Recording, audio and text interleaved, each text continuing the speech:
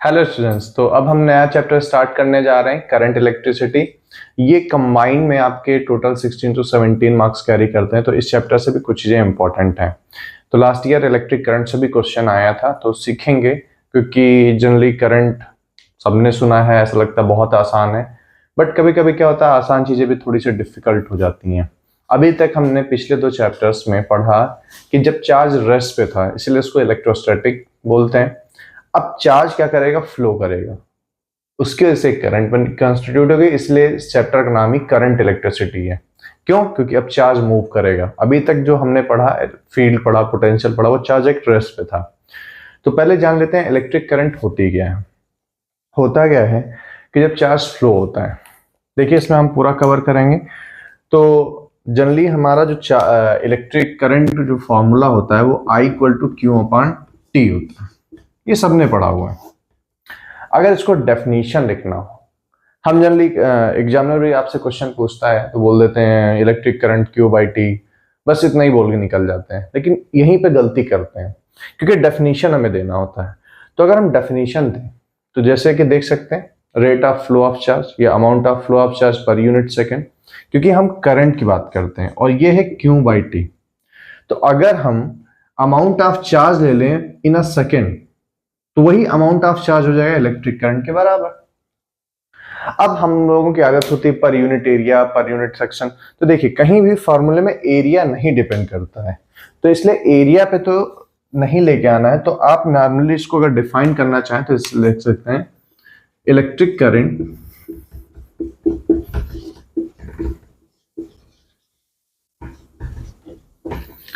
may be defined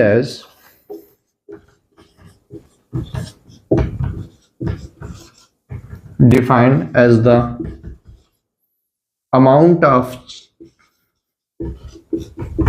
charge flowing through an area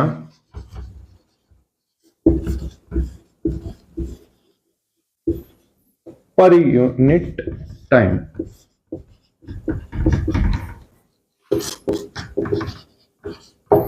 ठीक है, क्या लिया है? The amount of charge flowing through an area per unit time. अगर हम फार्मूला में इसको लिखें तो I = जनरली Q/T होगा। अगर हम T को 1 सेकेंड लेंगे तो I हमारा Q के बराबर हो जाएगा, amount of charge that flowing per unit area. ये 1 सेकेंड के लिए। अब हमें पता है कि चार्ज की प्रॉपर्टी में बताया था कि क्वांटाइजेशन ऑफ चार्ज भी होता है। तो क्वांटाइजेशन ऑफ चार्ज क्या होता है? Q = Ne होता है।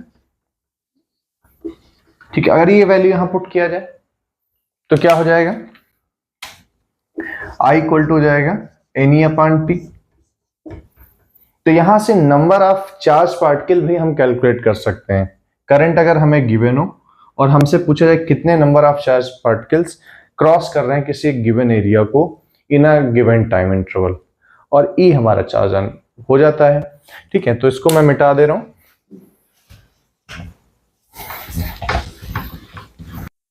तो हम देखने जा रहे हैं, अभी हमने फार्मूला सीखा I = Q/T। अब हम यूनिट की अगर बात करें तो हमारे पास फार्मूला है I = Q/T। हमें पता है क्यों क्या है, चार्ज है, इसका यूनिट क्या होता है? कूलाम्ब होता है। टाइम का यूनिट सेकंड होता है। तो कूलाम्ब पर सेकंड जनरली क्या हो जाएगा? ऐसा यूनिट कूलाम्ब पर सेकंड, जिसको हम 1 एम्पियर करंट बोलते हैं। ठीक है, एम्पियर, लेकिन इसको कैपिटल A से डिनोट करते हैं। और हाँ, हमारे पास जो डायमेंशनल फार्मूला होता है करंट को हम A से ही रिप्रेजेंट करते हैं। तो अब अगर हम 1 एम्पियर को अगर डिफाइन करें, यानी डेफिनेशन ऑफ अगर 1 एम्पियर को हम अगर डिफाइन करने जाएं तो क्या होगा? If 1 coulomb charge flowing through an area in 1 second known as 1 ampere current. क्या लिखेंगे? If 1 coulomb charge flowing through an area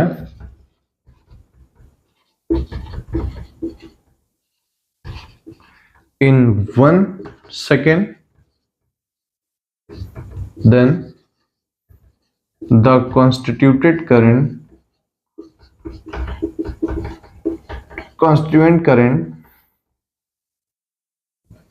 is said 1 ampere. ठीक है, बहुत सिंपल है। अब हम आगे बात करते हैं, तो इसको मैं मिटा दे रहा हूं। तो हम देखते हैं types of current, conventional current और इलेक्ट्रॉनिक करंट। तो जनरली कन्वेंशनल करंट क्या होता है और इलेक्ट्रॉनिक करंट क्या होता है, ये भी आपसे कई बार एग्जामिनर पूछ लेता, तो इसमें कंफ्यूज नहीं होना है। जैसे मान लीजिए कोई कंडक्टर है, इसमें चार्ज आयंस होते हैं पॉजिटिव, वो मूव करेंगे फ्रॉम हायर टू लोअर, ठीक है। और वहीं पे इलेक्ट्रॉनिक करंट मूव जो कन्वेंशनल करंट होती है due to motion of charge, positive charge होता है, it is due to motion of positive charge होता है। वेयर एज इलेक्ट्रॉनिक करंट क्या होता है, due to motion of electrons, it is due to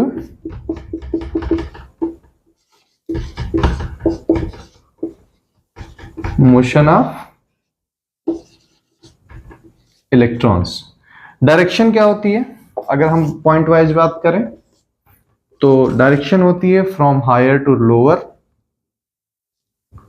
it move from higher to lower potential,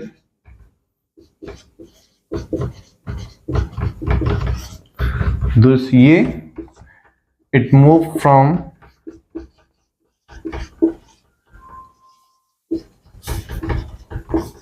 lower to higher potential.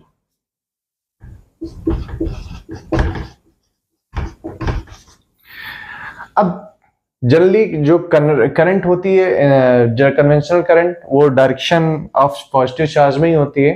तो positive charge का motion basically conventional current के direction में ही होता है। तो हम ये भी कह सकते हैं जो positive motion of positive charge होता है वो in the direction of electric current भी होता है। और सेम उतने ही अमाउंट में electronic current but opposite to the conventional current होती है, यानी ये opposite to the direction of current होती है। तो जनरली आपको ये दो डिफरेंस हैं आने चाहिए कि कन्वेंशनल करंट क्या है, इलेक्ट्रॉनिक करंट क्या है। तो देखिए, कन्वेंशनल करंट जनरली आपका जो नॉर्मल इलेक्ट्रिक करंट आप देखते हैं, आप यूज करते हैं, वो यही होता है। होता क्या है कि जो पॉजिटिव आयंस होते हैं वो हायर टू लोअर मूव करते हैं, और करंट क्या होती है, वो भी हायर पोटेंशियल से लोअर पोटेंशियल मूव करती है। और इलेक्ट्रॉनिक करंट क्या है, वो लोअर पोटेंशियल से हायर पोटेंशियल मूव करती है, क्योंकि ये due to motion of electron होता है, और इलेक्ट्रॉन हमेशा लोअर पोटेंशियल से हायर पोटेंशियल की ओर मूव करता है। अब हम नेक्स्ट टॉपिक इसमें डिस्कस करने जा रहे हैं कि जनरली आपसे पूछा जाता है कि करंट स्केलर क्वांटिटी है या वेक्टर क्वांटिटी है। तो देखिए, पहले इसको मैं मिटा दे रहा हूं। देखिए, आपसे बहुत ही इंटरेस्टिंग क्वेश्चन पूछा जाता है कि करंट एक स्केलर क्वांटिटी है या फिर वेक्टर क्वांटिटी है। तो देखिए, स्केलर और वेक्टर क्वांटिटी में हमें अंतर क्या मालूम है।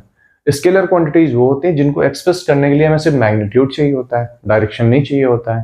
जैसे कि आपका नॉर्मली वर्क डन, ठीक है, वर्क डन आपका क्या है, scalar quantity. Energy scalar quantity, हमें डायरेक्शन की जरूरत नहीं पड़ती है।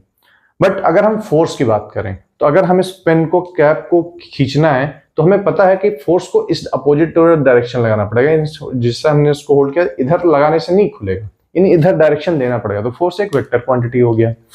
अब हम करंट के बारे में बात करें, तो करंट क्या होता है कि पॉजिटिव भी है, नेगेटिव भी है, बट स्टिल ये एक स्केलर क्वांटिटी है। क्यों सर स्केलर क्वांटिटी कैसे, क्योंकि ये पॉजिटिव और नेगेटिव, यानी इसमें भी डायरेक्शन है, डायरेक्शन होती है ना। जैसे पॉजिटिव नेगेटिव की बात अगर हम कर रहे हैं तो डायरेक्शन की बात कर रहे हैं। अभी हम कुछ देर पहले बता रहे हैं लोअर से हायर पोटेंशियल ट्रेवल करती है, तो इसका मतलब है डायरेक्शन भी है, मैग्नीट्यूड है, but still it is scalar quantity. How? तो देखिए, वेक्टर क्वांटिटी जो हम लोग पढ़ते हैं जनरली कि जिन क्वांटिटीज को एक्सप्रेस करने के लिए हमें मैग्नीट्यूड के साथ साथ डायरेक्शन चाहिए, वो कंप्लीट डेफिनेशन नहीं है। डेफिनेशन ये है कि वेक्टर क्वांटिटीज वो होती हैं जिनको एक्सप्रेस करने के लिए मैग्नीट्यूड के साथ साथ डायरेक्शन तो चाहिए, एज वेल एज वो वेक्टर एडिशन रूल भी फॉलो करें। वेक्टर एडिशन रूल क्या होता है कि जैसे दो फोर्सेस समहाउ एट कुछ भी एंगल पे लग रहे होते हैं तो उनके बीच का रिजल्टेंट कैलकुलेट करते हैं। मान लीजिए कि अगर कोई फोर्स होता किसी पॉइंट पे लग रहा हो, ठीक है, तो इसका रिजल्टेंट कुछ ऐसे जाता, क्योंकि इन दोनों के बीच में 90 डिग्री है। तो अगर हम इसी की जगह पे दो करंट ले लें, मान लीजिए F1 है, ये F2 है, तो यहां पे रिजल्टेंट फोर्स क्या होगा, √F1² प्लस F2²। अगर हम करंट की बात ले लें तो मान लीजिए कोई करंट यहां पे आ रही है 3 एम्पियर, ठीक है, और ये कोई करंट आ रही है 4 एम्पियर, तो और करंट यहां से जा रही है, तो आप बताइए करंट यहां कितनी होगी। अगर हम जनरली क्या करते हैं, अलजेब्रिकली ऐड कर लेते हैं करंट को, तो करंट जो यहां पे टोटल होगी वो 7 एम्पियर होगी, क्योंकि क्या होता है करंट ऐड हो जाएगी जनरली। बट अगर हम इसको एज अ वेक्टर कैलकुलेट करते हैं तो एज अ वेक्टर क्या होता है, अंडर रूट में 3² प्लस 4², जो कि आपका हो जाता है 5 एम्पियर के बराबर। लेकिन आंसर कितना है, 7 एम्पियर, 5 एम्पियर तो नहीं है। इसका मतलब जो करंट है वो वेक्टर एडिशन रूल नहीं फॉलो करती है, भले ही इसके पास मैग्नीट्यूड है, डायरेक्शन है, बट ये वेक्टर्स रूल नहीं फॉलो करती है, जिसकी वजह से ये कंप्लीट वेक्टर क्वांटिटी नहीं है। तो करंट एक स्केलर क्वांटिटी है। आई होप अब कोई कंफ्यूजन नहीं रहेगा। अब आपके पास वजह भी है एक्सप्लेन करने की कि वेक्टर क्वांटिटी क्यों नहीं है, ये स्केलर क्वांटिटी क्यों है, ठीक है। अब इससे रिलेटेड जो क्वेश्चन लास्ट ईयर पूछा गया था, थोड़ा उस पर भी हम बात कर लेते हैं, तो इसको मिटा दे रहा हूं। एक कंसेप्ट है, उसको देख लेते हैं। जैसे हमारे पास जनरली एक डेरिवेशन है, छोटा सा, बहुत छोटा डेरिवेशन है, हो जाएगा I = Q/T है, राइट। Q = क्या होता है, NE होता है, NE/T, यहां तक तो ठीक है। अगर हम बात करें टाइम t की, तो मान लीजिए हम कोई सर्कुलर कंडक्टर ले रहे हैं। In case of circular conductor time period t क्या होगा, in case of circular conductor time period क्या होगा, टाइम पीरियड क्या होता है, कोई डिस्टेंस अपॉन स्पीड। तो डिस्टेंस हमारा कितना हो जाएगा, 2πr अपॉन में v, क्या हो जाएगा 2πr अपॉन v। r क्या है, रेडियस ऑफ सर्कुलर पाथ। अगर हम फ्रीक्वेंसी की बात करें तो फ्रीक्वेंसी क्या होता है, 1/t होता है, तो यही वैल्यू क्या हो जाएगी, v/2πr। अगर ये वैल्यू हम यहां पुट कर दें, तो वैल्यू अगर हम यहां पे पुट करते हैं तो हमें क्या मिलेगा, I = ये पुट करेंगे क्योंकि 1/t हमारा फ्रीक्वेंसी के बराबर हो जाएगा, तो ये आ जाएगा n टाइम्स EV/2πr। तो एक फार्मूला आपका ये भी बनता है for unit electron, I current क्या हो जाएगा, फॉर यूनिट इलेक्ट्रॉन ये हो जाएगा EV/2πr। तो एक फार्मूला आपका ये भी होता है, लास्ट ईयर पूछा भी गया था। तो अब हम क्वेश्चंस देखते हैं, इसको मिटा दे रहा हूं। तो देखिए हमारे पास उससे एक क्वेश्चन है एग्जांपल के तौर पे, if the Bohr model of hydrogen atom the electron revolves around the nucleus in a circular path of radius 5.1 into 10⁻11 meter at a frequency of this 6.8 into 10⁻15 hertz revolution per second, calculate the equivalent current। हमें देखिए question हमें क्या given है, R given है, R की value है 5.1 into 10⁻11 metre में है, और फ्रीक्वेंसी गिवन है 6.8 into 10⁻15 RPS रेवोल्यूशन पर सेकंड, ठीक है। हमें करंट निकालना है, तो हमारे पास फॉर्मूला क्या होता है, I = होता है Q/T, और 1/T क्या होता है, फ्रीक्वेंसी होता है। क्यों हमारा सिर्फ एक इलेक्ट्रॉन गिवन है, तो जो चार्ज ऑन बेसिक इलेक्ट्रॉन होगा, तो यहाँ पे Q की वैल्यू हमारा सिर्फ E के बराबर हो जाएगी, और 1/t की वैल्यू होती है फ्रीक्वेंसी। तो ये वैल्यू क्या हो जाएगी, ई न्यू के बराबर। अब वैल्यू पुट कर लो, तो ई की वैल्यू क्या होती है 1.6 इंटू 10⁻⁻19 और न्यू की वैल्यू गिवन है 6.8 इंटू 10⁻15। अब मल्टीप्लाई कर लेते हैं। देखिए 1.6 का 6.8 में मल्टीप्लाई करेंगे तो हमारे पास शॉर्टकट 1.6 6 8 जा 48 8 लिखेंगे 4 कैरी जाएगा 6 6 जा 36 36 प्लस 8 36 प्लस 4 करेंगे तो आपका 40 हो जाएगा 48 यानी 8 हो जाएगा, फिर 4 कैरी जाएगा अगेन 6 1 जा 6 4 10 हो जाएगा आपका ये 10.88 इंटू 10⁻⁻19 है प्लस 15 यानी -4 बचेगा, या फिर 1.088 इंटू 10⁻³ एम्पियर। करंट की यूनिट क्या होती है एम्पियर, यही इसका आंसर हो जाएगा। ठीक है, तो जनरली फ्रीक्वेंसी बेस्ड क्वेश्चन आएगा तो ऐसे करना। देखते हैं नेक्स्ट क्वेश्चन। तो देखिए हमारे पास नेक्स्ट क्वेश्चन है, in a hydrogen atom an electron moves in a orbit of radius 5.0 है इंटू 10⁻11 मीटर। ये हमारे पास गिवन दैट डेटा है radius 5.0 into 10⁻11 metre with a speed. हमारे पास इस बार स्पीड गिवन है, 2.2 into 10⁻6 metre per second. Find the equivalent current, हमें करंट चाहिए होगी। अभी जस्ट फार्मूला हम लोगों ने सीखा है, क्या करंट सीखा है, तो वी नो दैट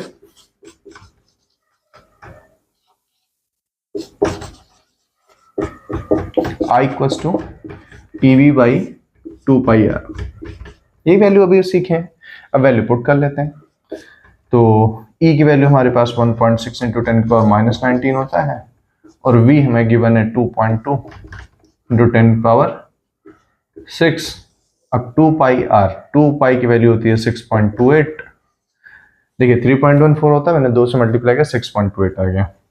और r की वैल्यू गिवन है 5 इंटू 10⁻11। अब हमें करंट की वैल्यू निकालनी है। तो देखिए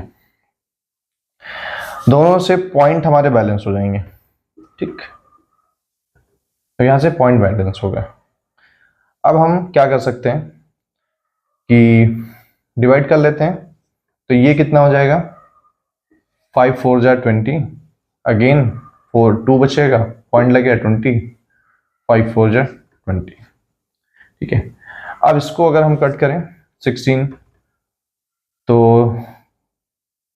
3 टाइम्स जाएगा, क्योंकि 4 टाइम्स 64 होता है, कट ज़्यादा हो जाएगा। फिर बचेगा आपका 14 48।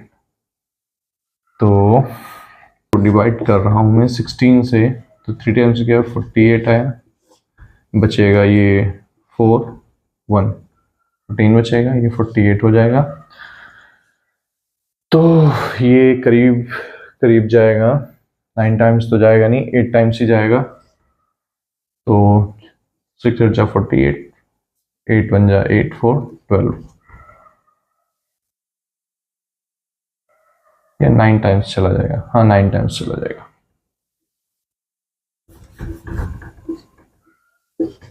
4 बचेगा, पॉइंट लगेगा 40 होगा, 2 टाइम्स जाएगा 32, 8 बचेगा 80 हो जाएगा, फिर 4। यानी कि ये अगर हम यहाँ पे आगे कंटिन्यू करें इसको, तो ये हमारा 4.4 इंटू 10 की पावर, देखिए सारे बैलेंस कर ले रहे हैं, -11 है ऊपर जाएगा +11 हो जाएगा, और 17 है तो सिर्फ -2 बचेगा, और नीचे कितना बच रहा है ओनली 39.25। अब इसको सॉल्व करेंगे, इसको बता दे रहा हूं।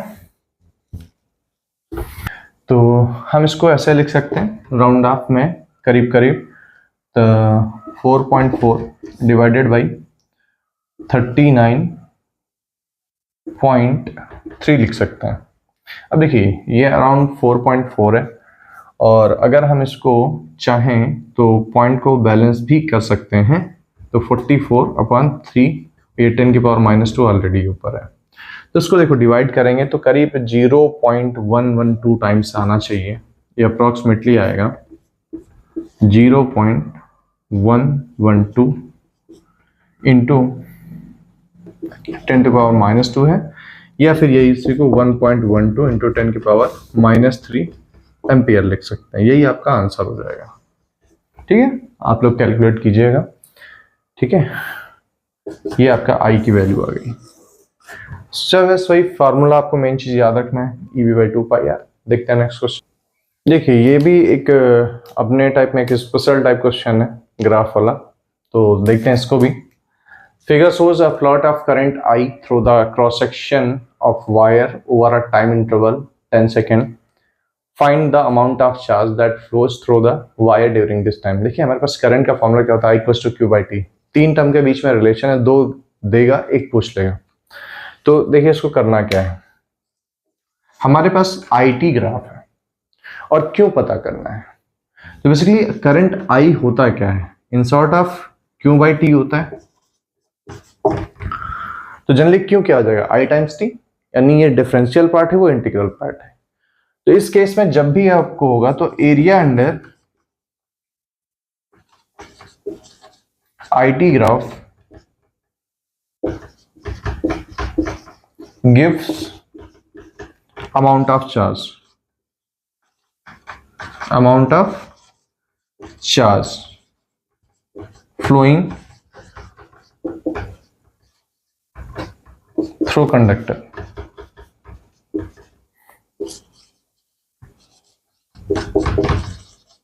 तो एरिया अंडर है, तो ये हमारा देखिए इसको दो पार्ट में ऐड कर सकते हैं, एक ट्रायंगल बन रहा है एक स्क्वायर बन रहा है। तो अगर एरिया निकालें तो क्यों हमारा क्या हो जाएगा, एरिया यानी कि आपका हाफ बेस इंटू हाइट, तो बेस हमारा 5 है, हाइट भी 5 है, एक ये हो जाएगा, प्लस बेस इंटू हाइट, तो ये 10 - 5 करेंगे तो 5 ही हो जाएगा, 5 × 5, तो ये आपका हो जाएगा 12.5 और इधर हो जाएगा 25, तो आपका टोटल क्या इतना हो जाएगा 37.5 कूलम। यही आपका आंसर हो जाएगा। देखिए जैसे भी ग्राफ बेस आते हैं क्वेश्चन, इसको कर लेना है। 2-3 पॉइंट आपको अच्छे से याद रखना है, जैसे डायरेक्शन ऑफ करंट क्या होती है, कन्वेंशनल करंट क्या होती है, वेक्टर और स्केलर क्या होती है, उससे रिलेटेड जो 2-3 तरीके क्वेश्चन पूछे जा सकते हैं, मैंने यहाँ पे आपको एग्जांपल में बताए हैं। इनको क्वेश्चन प्रैक्टिस करना छोड़ना नहीं है, आपको कोई कंफ्यूजन नहीं होनी चाहिए। तो मिलते हैं नेक्स्ट वीडियो में, तब तक के लिए थैंक यू।